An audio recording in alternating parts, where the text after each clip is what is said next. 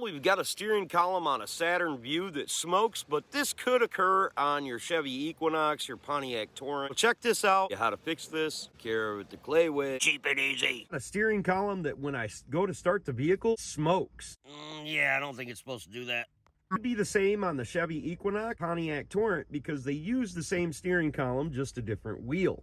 Could be having this problem on just about anything. But in this situation, it seems just to be a cruddy Chevy. It's a Chevy thing, you know. It smoked every time I turned the key until I started trying to make this video. Well, I found the problem. I don't know if it's going to do it when I do it this time. Well, it looks like we need to replace this. That's not dangerous or anything. Why wouldn't you want smoking flames coming out your steering column? Okay, so we got some 5.5mm screws that we need to take out. Would be a total of 3. With them removed, should be able to remove the top lid and the bottom. My name's Clay with the Clayway here in Grand Rapids, Muskegon, Michigan, and I promise you, no matter what it is you think you can or cannot do, this dipshit can do it. You can do it too. Now we're going to remove the lower kick panel. We got a screw back there in this pocket if yours has it, and a couple of screws along the bottom of here. Bolts removed. Should be able to pop this right up out of the way. It's held on by little tabs in there. Now I'm going to remove these 2 bolts right here. Okay, with them bolts out of there, that will drop the ignition right off of here and get it out of our way.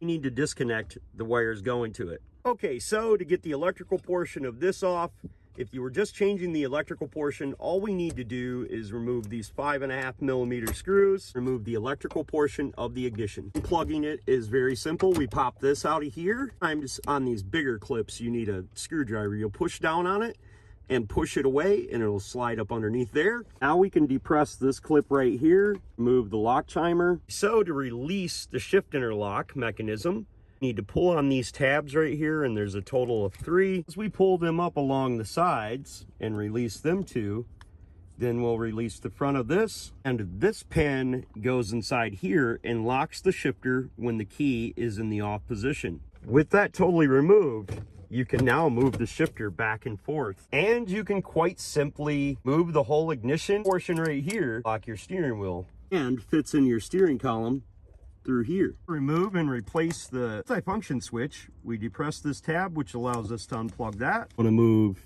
this connector right here and down on this. If you just want to replace the blinker portion of this, there's a tab here and a tab here. Take out both of them tabs. That will allow us to wiggle this and pull it out of its place. Press them in, and with the other arm, wiggle it out of place. 2 tabs right here. And with 2 hands, you should be able to wiggle it out of place. It's true for this side as well. This is the clock spring portion, the ignition steering column.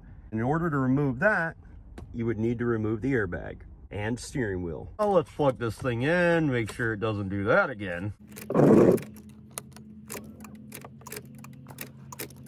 No more of that mess.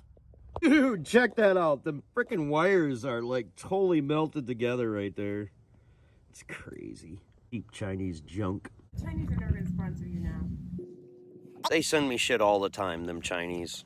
If this video was helpful, please consider subscribing, clicking the notification, sharing my videos, and give me them sweet old thumbs up.